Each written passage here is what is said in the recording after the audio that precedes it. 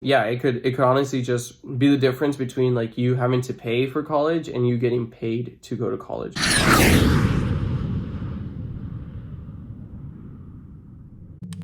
What's up, guys? It's Enrique. And I have a YouTube series for y'all on how to do well in high school and do well during the college admission process to hopefully be able to, get into college and get paid to go to college, which is what I'm doing. I'm getting paid to go to college. Right now, I'm in my own apartment, completely like free. I don't pay anything. The university pays everything, plus I get money back.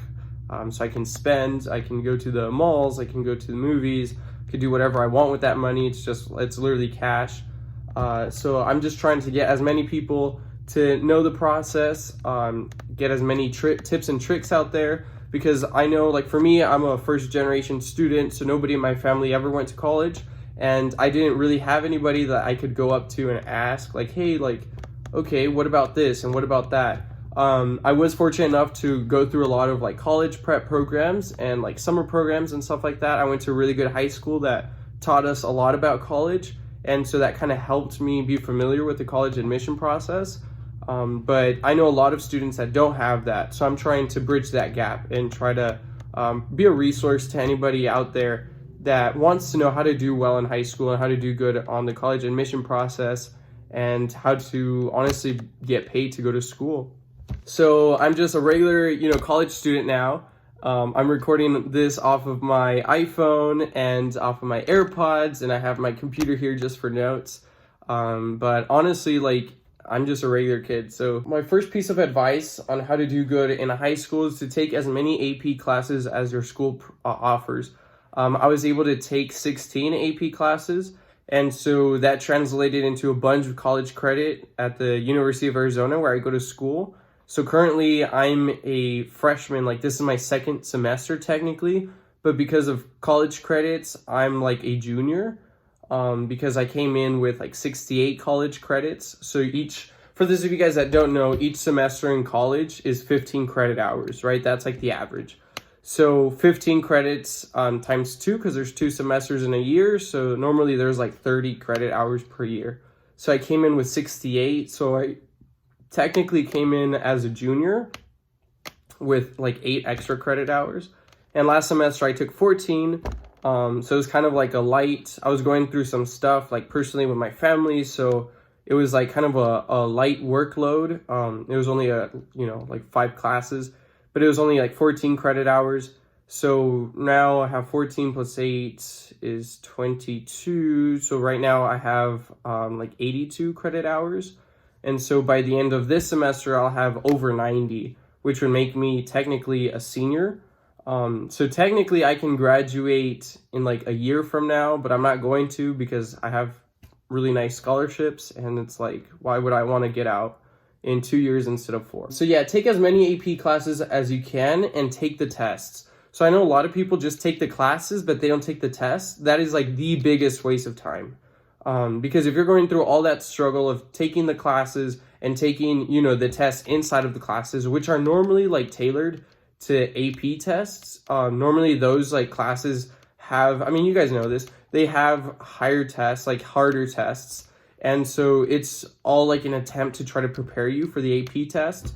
So if you put yourself through all of that and you don't take the test, the AP test, and you don't get college credit, it's like, why did you even take the class?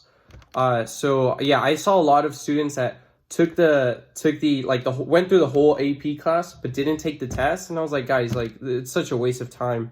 So take the test, take as many as you can, because you want to go into college with as many college credits as you can.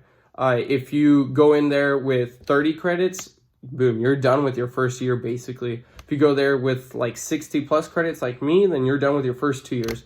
So the reason that is so good is because when you go into college, you already kind of know what you want to major in. For me, it's business. And I want to get right into the business school. I want to start taking all of my business classes. And I don't want to, just be like stuck in gen eds. And so a lot of students that don't take AP classes, your first full 2 years are going to be like, honestly, like BS classes with it's just a bunch of gen eds that you don't really want to be in there. So that's why it's so important to be able to take those tests, get those college credits in high school, and and move on. The second thing is do a lot of extracurricular activities. I really didn't know kind of the meaning of all of this. I kept on hearing it like during freshman and sophomore year. I'm like, what does that mean? It just basically means join clubs, play sports, do volunteer events, just kind of like go above and beyond like just your normal class load and do extra things. That could also mean get a job. It doesn't have to like necessarily be academic. If you pick up your like little sister, little brother after school, which is like something I did once I started driving, that's an extracurricular activity. Colleges want to see that like you have responsibilities outside of school. A lot of people don't know that, but it's also like if you take care of your like grandpa or grandma, that's an extracurricular activity, because like all of that is just responsibility that you have to do. Even though you're in high school, it's like your life doesn't just revolve around high school. It revolves around a lot of events that you can't control. And one of those things might be like picking up your sister, your brother, or, caring for your grandma or grandpa. And so colleges also want to see that you're like well-rounded and that you're able to handle a lot of things in your life. Plus it all builds like soft skills, which is what a lot of colleges want to know. Like it shows that you're like kind and you're, generous and you're organized. And a lot of those types of things that a classroom can't necessarily teach you, only like real life can teach you. And so, don't shy away from doing those activities, and of course, including them in your application and in your resume and stuff like that. Become really close with a teacher or two, because once you start applying for college, or even for like summer camps or summer programs in like different states and stuff like that, I'll make another video about that. You're going to want to have like one or two teachers that know you really well, because they're going to write the best letters of recommendations for you. So a lot of these like institutes, like they require like letters of recommendation from your teachers, because the philosophy is that they know you best. They know you like how you really are, because a lot of students, I guess, could lie on their applications and stuff like that. Basically, you need to get close to like one or two teachers so that they can write you good letters of rec. This is like super important, and honestly, a letter recommendation could like make or break your application. You can like have like the best GPA, have a bunch of things, but if your teacher writes a bad letter rec, or they say like, oh, you know what, like he's never on time, or yeah, he's a smart student but he doesn't do his work, they're honest with you in those letters. So you have to kind of just become close to them so that they can see who you really are, because a good letter rec will get you a lot of places, but a bad letter rec won't get you anywhere. So just keep that in mind when the time comes that you have to be asking teachers about letters of rec. Apply for scholarships and score well on your PSAT. I can't tell you, my biggest scholarship right now is because of the PSAT. If you score really well on it, you're gonna get a really good scholarship. Just take it from me. So don't like blow it off. Don't think like, oh, it's just a practice SAT, like I don't need to do it. The SAT is used for college admissions, but the PSAT is used for like scholarships. So like I said, the biggest scholarship I have is because of the PSAT. And so if you're a Hispanic student, the cutoff is a little lower, but it's like just try to score as high as you can. Take some tests, take PSAT tests like beforehand. Go online, find a review book, find practice tests, take them, so you can kind of get used to the style of the PSAT, because honestly, like if you score well on it, you should be kind of set for college. So don't blow it off. Don't just like think it's a joke, because there's actually a lot of money tied to it. Yeah, it could honestly just be the difference between like you having to pay for college and you getting paid to go to college. As well as like scholarships, just apply to literally all of your scholarships, because if you apply to 100 scholarships, 10 of them might say yes. If you apply to 10 scholarships, the likelihood that all 10 are going to say yes is not that high. And then also, don't go to the most expensive college. This is just to like finish things up. I had a lot of offers from like big Ivy League schools, schools that would literally cost like $60,000 a year, and I rejected them. Why? Because I wouldn't be able, if I went, I wouldn't have been able to get all my college credit in line. So they don't accept like AP credits because they do like cohort systems. So I wouldn't, like, basically the 4 years of like busting my butt at high school in like the AP classes would have been for nothing, because I wouldn't have been able to get any of those college credits in those like big Ivy League expensive schools. And so it would have just, just money thrown away basically.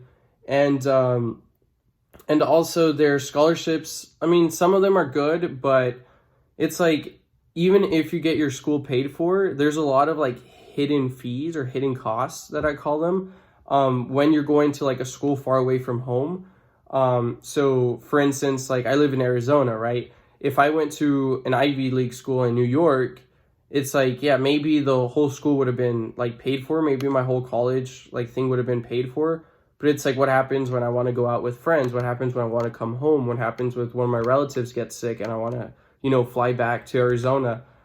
It takes like a lot of extra money that if you have it and you want to go to that school, it's like great. But if you just want to go to that school just because it's an Ivy League school, or just because it's a private school, just because it's expensive, and because you want to like show off in front of your high school, it doesn't really matter. You know what I mean? Because for undergraduate, so like when you get your doctorate's degree or PhD, then yeah, like a big Ivy League school, or, if you're trying to be a doctor, go to Johns Hopkins, like, okay, makes sense. But for undergrad, it's like nobody really cares where you went to undergrad, especially if you're trying to pursue like, your master's degree or your doctorate's degree or something like that. So for me, it just made sense to just stay home, stay in Arizona and collect money basically, and be able to use all my college credit. Just know like what boat you're in, just know what you're dealing with. And another thing I wanted to say about like this whole like money, now that we're talking about money, if you take AP classes and you have trouble paying for the like AP tests, I know a lot of schools would do like a kind of like a grant thing. So it's like you can go up to, just honestly go up to your administration or go up to your teacher and just say like, hey, like, is there any way that I can have some assistance paying for the test? Because it was like $90 per test. My senior year, I took 8 AP tests, so that was over $700. And so I went to the office and I asked for like some waivers, some like a little bit of like help, because I mean, honestly, even if you have the money to pay it and there's funds available for your school, again, each school is different, but my school had funds available to help like students pay. Would I rather spend $300 of my own money or $700 of my own money? So it's kind of like that thing. So just take advantage of every program that's out there, and just do really good on them. Take the test seriously, study seriously, because there's a lot of money attached to that. You pay $90 for a test that can get you out of a $2,000 class. So if not more. So it's like the amount of money you're saving is crazy. It's not like anything else. So yeah, guys, I hope this series is gonna kind of help y'all through like high school, through college. I have a lot of different YouTube videos that I want to, just upload, and a lot of different content that I want to, just spread the word on, because it's like the tips and tricks, it's like nobody can teach you those things. You know what I mean? I went through the same thing you guys are going through. I went through, the college admission process. I went through high school. I went through AP testing. So I kind of know, I have like a firsthand insight on everything. And this is honestly something that even your college counselors, it's like the last time they went through high school is like, 30, 40 years ago. So it's like just the most relevant information is always the best information. So I'm just trying to be a resource for you guys. Let me know how this video went. It was like my very first video, like I said, off of my iPhone, my AirPods for the mic, and my computer for just the notes, in my own apartment, getting paid to go to school. So please comment, subscribe, like the video.